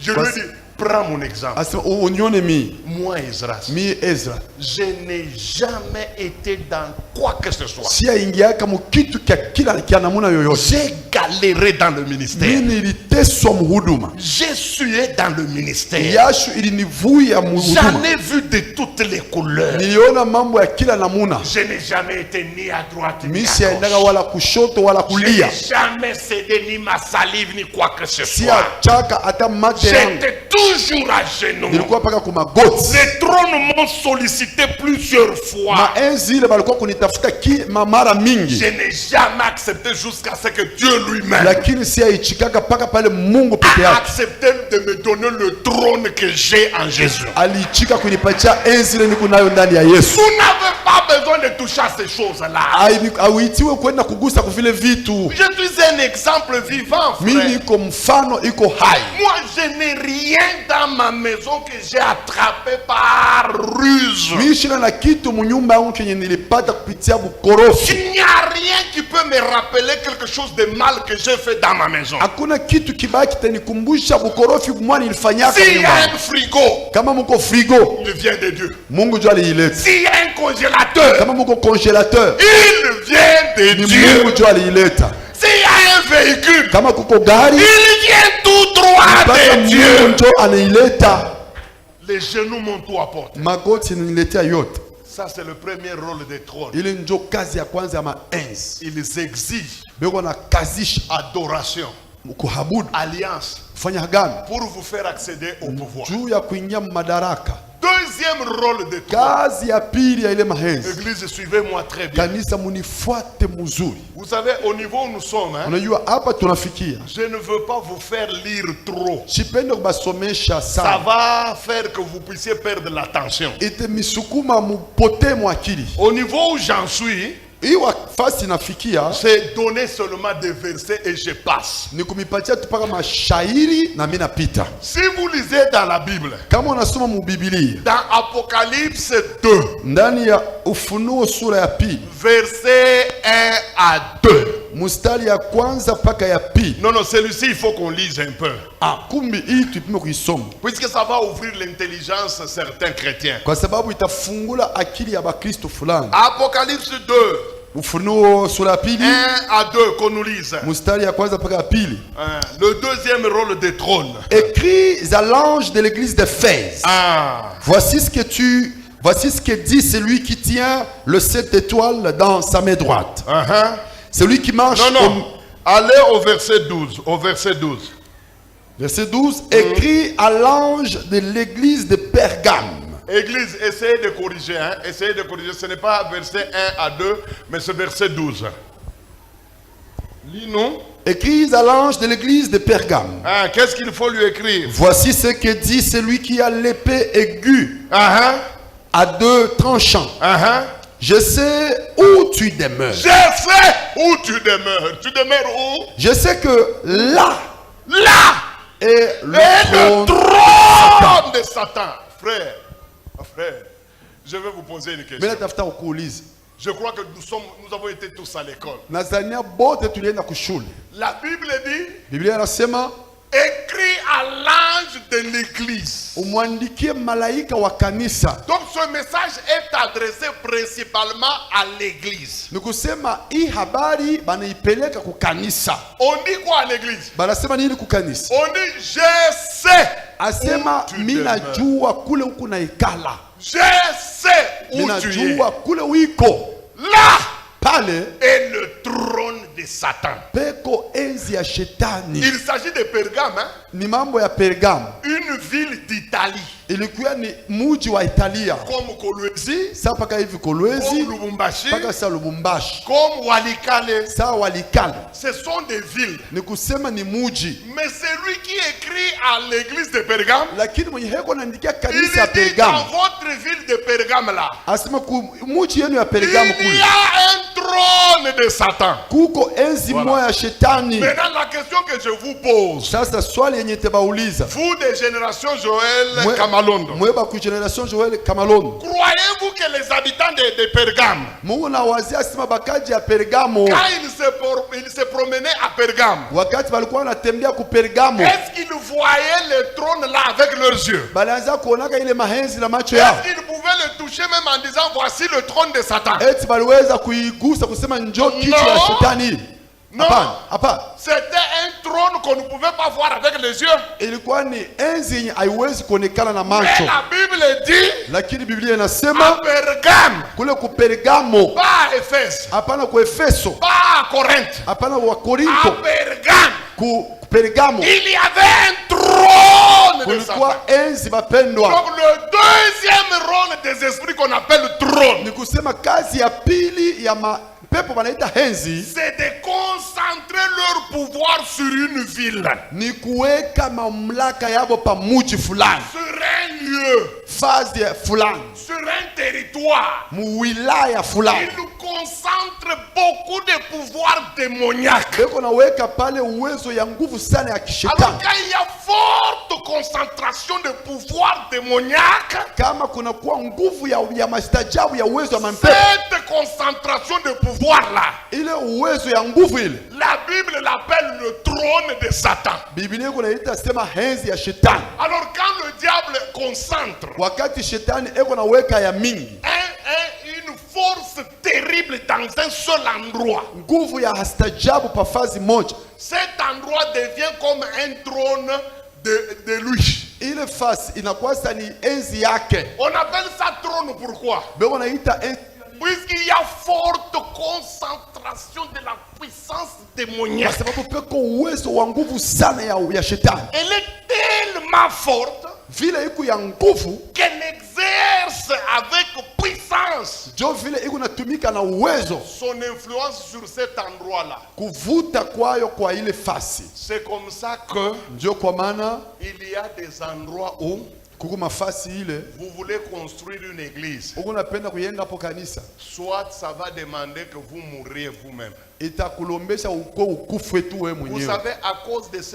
ce trône qu'il y avait à Pergame, Unawaya kwa sababu ya enzi ilikuwa ku Pergamo, il y avait une grande concentration de la puissance démoniaque. kulikuwa mapepo ya mingi ya nguvu ile fashi moja, Il y avait aussi des persécutions. na kulikuwa tena na Il y a kuchinja même bantu, un kuteswa frère kwa qui est kanisa. mort qu'on appelle Antipas. Kulikuwa nduku mwa kule beko namuita On Antipa lui mwenye a alikufa, coupé la tête bali mukata kichwa kule. tellement que le pouvoir qui était n'acceptait pas la présence chrétienne. Kwa sababu ile mamlaka ilikuwa haikuvumilie mambo ya Bukristo. Alors ils mettent une loi par les puissances de concentration. Balikalaka beko na weka sheria kupitia uwezo ya nguvu. C'est pourquoi vous allez voir que toutes les églises n'avaient pas les mêmes problèmes. Ndio kwa maana mtaona makanisa yote wake na matatizo. Quand vous prenez l'église de Jérusalem, Ukiwewe kanisa ya Yerusalemu elle avait ses problèmes à elle, ilikuwa na magumu yayo. qui n'avaient rien à voir avec des problèmes qu'on trouvait à l'église de Corinthe. Ile haikukuye mu ile mambo walikuwa wanakuta kanisa ya Korinto. Et les problèmes qu'il y avait à l'église de Corinthe Mambo ilikuwa kanisa ya Korinto. n'étaient pas les mêmes problèmes qu'on pouvait trouver à l'église d'Éphèse. Haikukuye mambo mwa balikuta Puisque- kanisa ya Efeso. Tout dépendait de la puissance de concentration qu'il y avait dans un lieu. Kwa sababu yote kwa kuna elekea ni uwezo kanisha kutawala pale. Par exemple, à Athènes, tuone sa kwa Athènes. À Athènes, il y avait un trône. Kwa Athènes kulikuwa ka hensi Une moja. forte concentration de pouvoir. Kulikuwa uwezo ya nguvu sana mamlaka. Vous savez quel était ce trône-là? Unajua ilikuwa ni hensi gani? C'était le trône de verbiage et de colportage. Ilikuwa ni enzi ya kusemakanya na kushimangana. Comme on est à Athènes, Lorsque tu es à Athènes, tu vas apprendre la verbigération.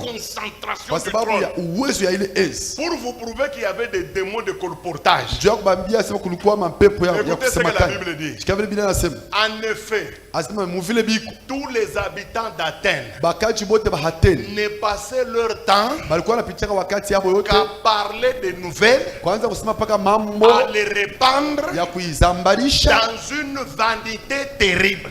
utupu wa bule. Donc, kama uko Athènes, Kusema kama kumu Athènes, uko ulienda kwa masomo, que tu sois parti à l'école kwende ou que tu ne sois pas allé à cause du trône ya kabwabwa. à cause du trône de la verbigération, Utafunda kusema na pala kuyake kwa tu kusema. vas commencer à parler même si tu ne l'étais pas avant. Kwa Athènes kuoa bibi ni kuoa radio ya pili munyumba. Athènes, épouser une femme, c'est épouser une autre deuxième radio à la maison.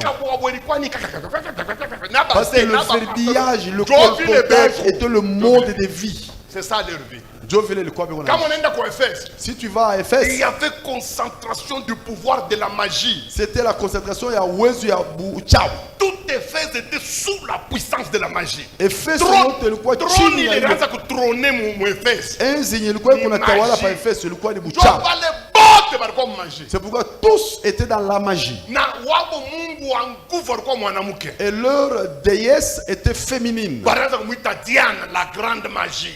Ilikuwa ni Diana mchawi mkuu. Unayaula aliangusha le trône. Tu sais celui qui a renversé Un ce trône. seul chrétien qu'on appelle Paul. Kristo tu mmoja banaita Paulo. Mais si tuko bangapi? Mais nous combien sommes-nous ici? Mais mwangalie trône ya Cameroun. Regarde le trône de la Unaya Cameroun. trône ya Cameroun nini? Vous savez le trône de la Cameroun c'est quoi? Ambiance, C'est l'ambiance, musharati l'impudicité na muziki. et la musique. Ni trône hein? C'est un trône. Apa bar. Ici apa un bar, apa musique, là-bas un bar, apa ici apa un musique. bar, là-bas C'est la que musique. Muntu kama nekala kumwacha kuzoea na musique, anaweza na funda ashina déranger. Donc quelqu'un qui est ici, il est Ma habitué à la trône, musique, il est il peut même Eucharistia. étudier sans avoir de puisque le trône lui a imposé. Unaweza vile bimatrono binendaka tina mu niveau ya makanisa. Vous savez, ces trônes-là vont même loin, au niveau même des églises. Binaweza kubeba kanisa en otage. Ils peuvent prendre une église en otage. Angalia saa ku Corinthe. Regardez comme à Corinthe. Trône ile Satan aliweka mkanisa ya Corinthe. Le trône qu'il y avait sur l'église de Corinthe, c'était lequel? Busharati. C'était Mule l'impudicité. ilikuwa ni croisez-vous les uns les autres. Là-bas, c'était mujiungane haba na bale. Tulula na mimi kutulule. Mulikuwa na frère mmoja unalala na bibi wa babake. Il y avait même un frère Le qui Moubi. couchait avec la femme de son père. Frère le Mubi alikuwa na yeye mule. Il y avait ces frères-là là-bas. Alianza na yeye kutabiri. Tena Paul anasema Mungu namwacha na kumwacha frère wa vile. Paul dit même que vous laissez un tel frère. Je ne suspends. Mie parfois chez nous, misha kumufunga. Mu Corinthe busharati banduku kuba choriste. Puisque à Corinthe, l'impudicité chez les pasteurs, les choristes. Mutululane batemitulula na mwe. C'était prenez, on va aussi vous prendre. Ni kuishana. C'était un match. Puisque Mungu Parce que trône ya ile kanisa Le trône de ilikuwa ni cette église, busharati. c'était l'impudicité. Unaona?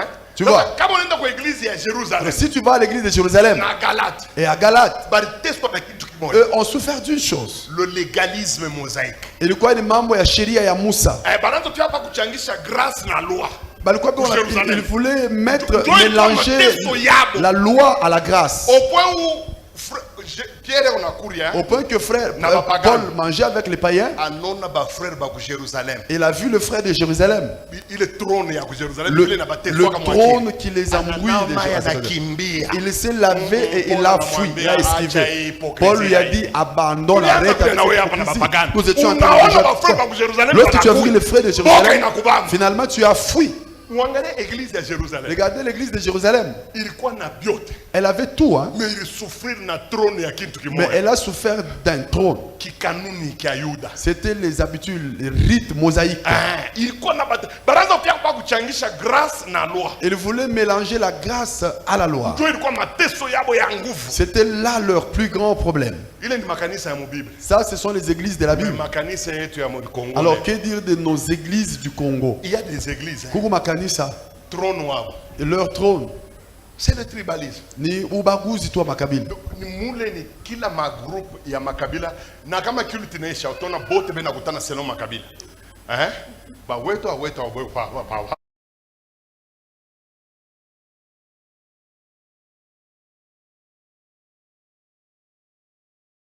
Chose qui est au milieu d'eux. Mushicheke ni vitu biko na uwa matunisa. Ne rigolez pas, ce sont les choses qui détruisent les églises. Ingine makanisa ni Dans d'autres églises, c'est l'impudicité. ba passé. Le pasteur, Et on a toi que tu 8. il en a 8. Musée fulani. Tel ancien, Yana sema sasa vile baba yako mu 8 mimi nishuke kwa il dit mkate. non, comme le pasteur est à 8, moi je dois être à 4. Président wa chorale. Le président de la chorale, Yeye na toi que tu 3. lui, il en a 3. Papa, mule abafungana. Là-bas, on ne suspend personne. Ni tuishane. C'est le match. Baba mwenyewe kwa mu nani atauliza Le mwenza. père est dedans. Qui va communier l'autre? Verset mo e yabo ya nguvu ne juge point. Le plus grand verset là-bas, c'est ne jugez point. Ni pako mwana mwanza ne juge point. Lorsque vous voulez lui poser la question, non, Qui hapana est-il pour kuku. juger l'homme de Wewe Dieu? kunani juu ya kuhukumu mtumishi wa Mungu? Tusenda tu mungeni ndio verset moja. Donc vous irez en enfer à cause de Ouais, ce verset verset. yote iwa uone. Donc tous les versets Ile ici ne te verset yabo disent ya rien. nguvu ni paka ne juge point. Alors ton verset de prédilection ne jugez point seulement. Que Jésus t'aide. Mungu akusaidie. Ongwa sanikishe na hiki. Kumbi tumalizie hapa. C'est le plus mauvais, le pire. Troisième rôle. rôle. Le troisième. Frère. Aïe aïe aïe. Seigneur, aide-moi d'expliquer ces choses comme je les comprends. Bwana unisaidie nipate kufafanusha vitu vile niko nibielewa. Troisième rôle Kazi ya tatu des trônes. ya maenzi. Vous voyez quand on appelle quelqu'un trône, Unajua kama beko naita mtu asema kiti. le trône c'est pour faire quoi? Kiti ni jua kufanya nini? C'est pour s'asseoir. Ni jua kuikala. Ce n'est pas pour rien que Dieu les appelle trône. Aina bule Mungu ayo nabaita sema enzi. Puisqu'ils ont l'habitude de Ni kwa s'asseoir. sababu anakalaka na zoezi ya kuikala. Et ils s'asseyent où? Na banekaliaka wapi? Donne-moi tes oreilles. Munipatie mashikio. Je vais te donner un seul exemple. Takupatia tu mfano mmoja. Vous savez que dans votre Bible, Unajua sasa mwile Biblia yenu. quand Laban était en train de poursuivre Jacob, vous vous souvenez? Wakati Labani alikuwa kuna mkimbisha Yakobo. Que dit la Bible? Biblia inasema nini? Que le Seigneur apparut la nuit à Laban dans un songe, mais au niveau de Laban là, on dit à Laban l'araméen. Ça c'est en Louis II. Mais quand vous prenez la version Kingdom, on dit l'Éternel apparut à Laban le sorcier. C'est ce que la Bible dit. Asema Mungu anamtokelea Labani mundoto. Mu Kiarameya beko nasema Laban, lakini mu hii Kingdom beko nasema Laban mchawi. On l'appelle le sorcier. Beko namuita mchawi. C'est qu'avant l'arrivée de Jacob, Ni kusema kabla kuja kwa Yakobo, Laban pratiquait l'occultisme. Laban alikuwa anafanya mchawi. D'ailleurs, Na yenyewe les propres enfants de Laban, batoto yake ya Labani qu'est-ce benyewe qu'ils ont dit à Laban balimwambia Labani et à Jacob? et à Jacob. Ils ont dit, Balamwambia. les dieux de notre père t'ont enrichi. asema miungu ya baba yetu si ndio inakutajirisha. Wewe unawina njuu ya mikishi ya baba yetu. Donc tu t'es enrichi sur la tête des dieux de mon père. Donc Laban Ni kusema Labani avait des dieux. alikuwa na miungu Et selon lui, na kufuatana na ce naye sont ces dieux-là ni ile miungu qui lui taillaient sa destinée. bale balikuwa beko namsaidia kwenda kule kwa nafika Ce sont ces dieux-là ni ile miungu qui lui donnaient la richesse. balikuwa nampatia utajiri. Lui, Laban, Laban n'avait pas le même Dieu que Jacob. Ye Laban ashikuwa na Mungu wa Il Yakobo. avait des dieux à lui. Ye alikuwa na miungu yake. C'est pourquoi quand Jacob est sorti, Ndio kwa maana wakati Jacob alitoka, on lui a annoncé que Jacob est parti. banamwambia sema Yakobo anenda. Il a essayé d'entrer en contact avec ses dieux. Anapima kupima kuingia muhusiano na miungu yake. Le réseau ne répondait pas. Akukuye signal. Il a compris qu'on a volé quelque chose dans sa maison. Alielewa kusema banatokea kuiba kintu On munyumba a yake. volé quoi? Banaiba nini? Les dieux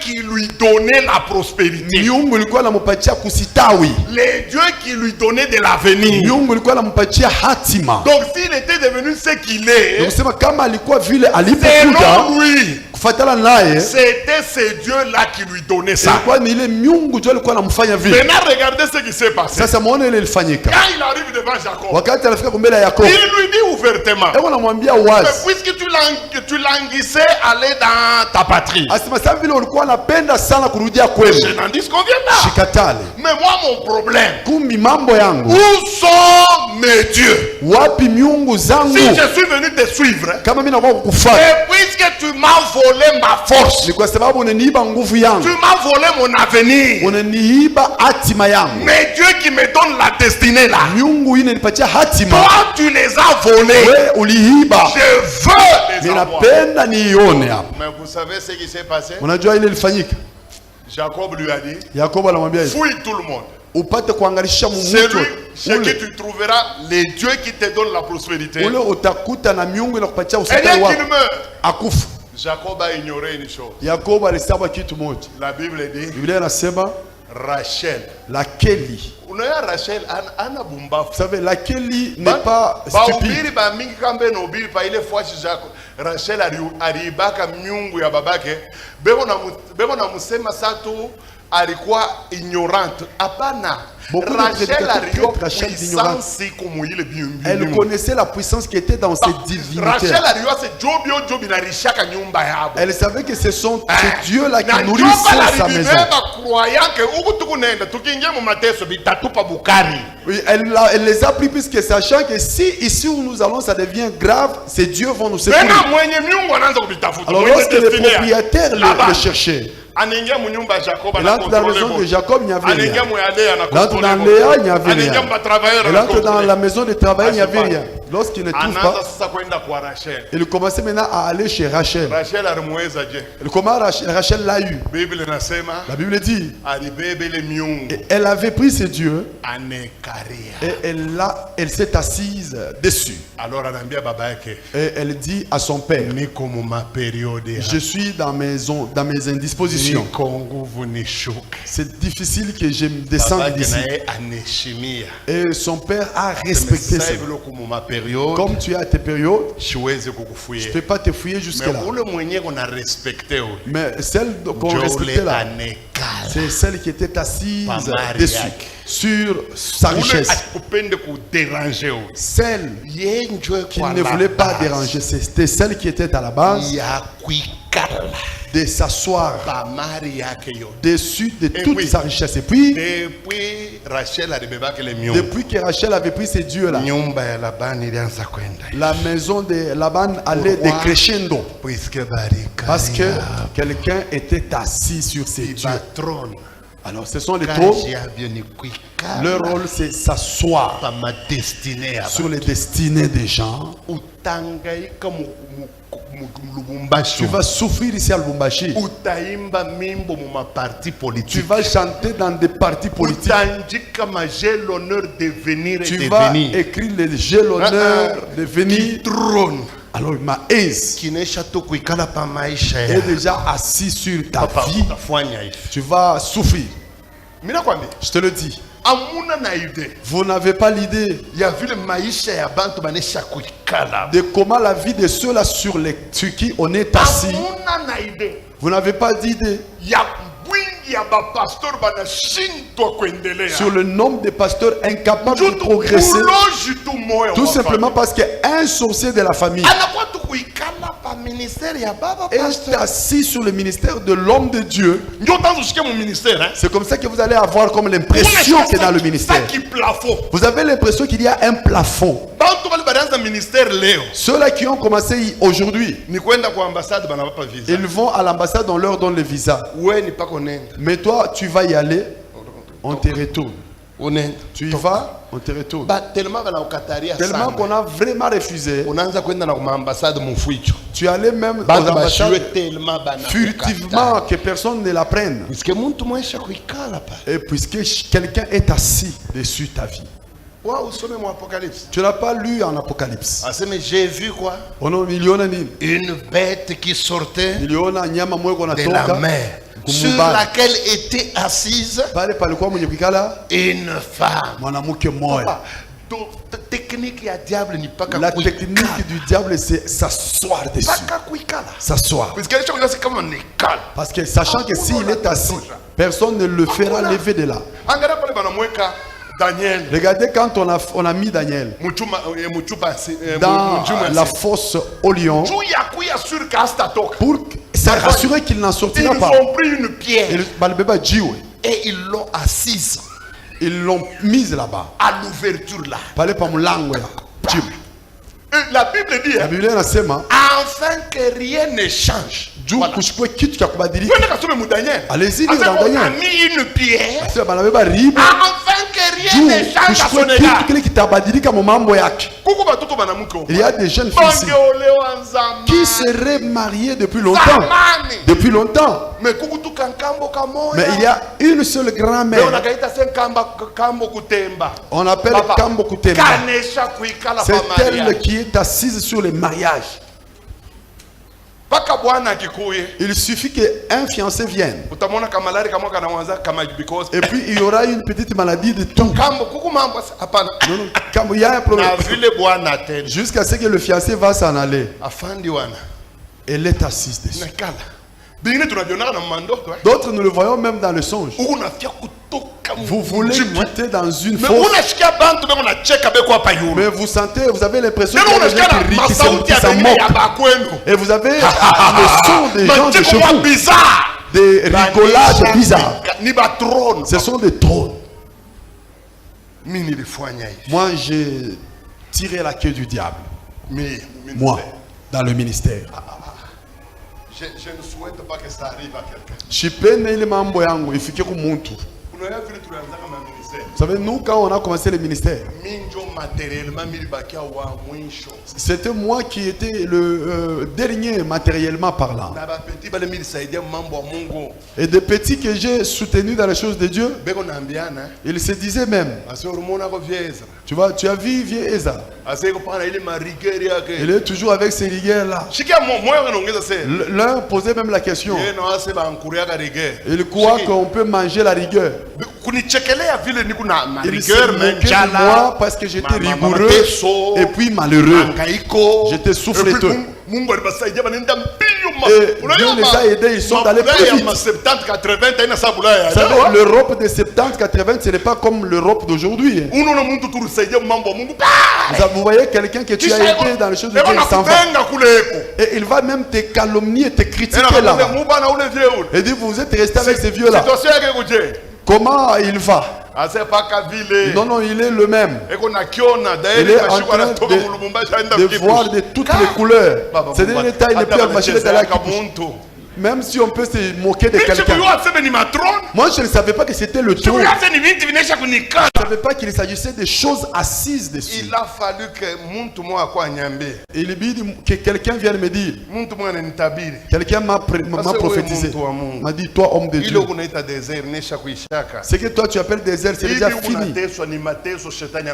Ce que tu vis maintenant, c'est la souffrance venant du diable. J'étais révolté. Nous nous sommes réveillés avec maman Emily. Chaque jour. Nous commencions la prière chaque jour de 20h à 21h. à 21h. Combat sur combat. C'était combat sur Pas combat. d'adoration, Akukwe pas de maabudu, supplication. akukwe mambo kubembelesha. Seigneur, celui qui est assis sur ma vie, celui qui est assis sur mon ministère, il doit libérer. Il doit libérer. Nous étions en train de prier. Vous avez déjà vu dans le combat spirituel les larmes coulaient. Nous pleurions avec maman Emily. Ça n'avait pas fait 6 mois que j'avais l'impression que les choses bougeaient. Papa, vis ma femme. La vie était en train de s'épanouir. Ce n'est pas encore au niveau que je cherche. Ce n'est pas encore au niveau que je suis. Mais quand même, je suis parti.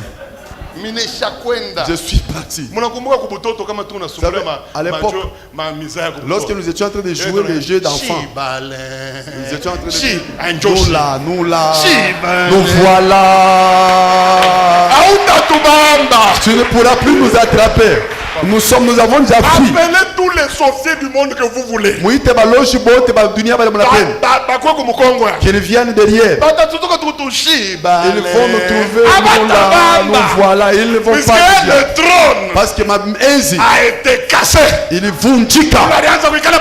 Ceux-là qui étaient dessus, nous les avons bouleversés. Regardez le jour où Jésus devait sortir de la tombe. On avait mis une pierre assise à l'ouverture. Vous savez ce que la Bible dit? Un ange malaika wa Mungu alishuka akabululu sharibu. Pour finir, c'est l'ange qui était assis sur la pierre. Non. Aujourd'hui, Jésus va s'asseoir sur le trône de chez vous. Aujourd'hui, Jésus va bouleverser le trône. Il va le bouleverser. Et puis il va s'y asseoir dessus. Le Dieu de la Bible, c'est le Dieu qui a dépouillé. Et il a livré un spectacle. Les princes, les trônes, les dominations. Il les a livrés en spectacle. Dites alléluia. C'est alléluia. Alléluia. Alléluia. Aujourd'hui, le trône va tomber. Tenez-vous debout. C'est pourquoi ne t'étonne pas dès lors que tu rentres chez toi. Tu entends ton grand-père t'appeler, commencer à se confesser sa sorcellerie. Sois sûr, c'est ta prière qui a renversé le trône. Aujourd'hui, vous allez vous rendre compte que votre fils est né. Venez te dire, maman, c'est moi qui ai pris ton soutien, le voici. Aujourd'hui,